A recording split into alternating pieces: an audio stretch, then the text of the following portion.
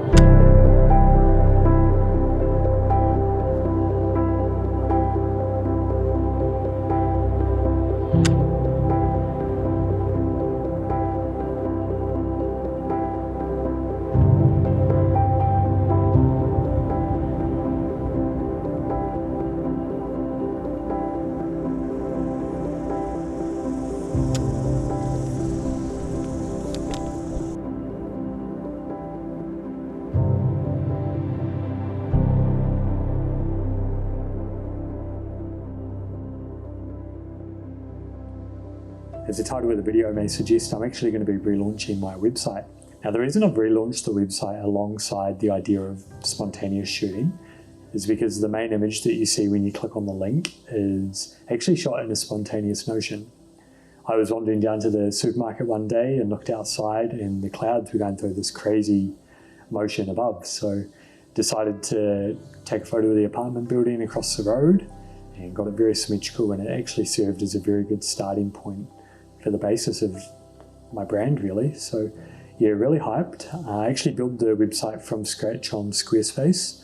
Incredible platform to use, so very excited to continue using that and making adjustments as I go. But I think I've spent probably 8 months in total chopping and changing and redoing pages and everything. So if you guys could take a couple of minutes to go and check it out, that would be much appreciated.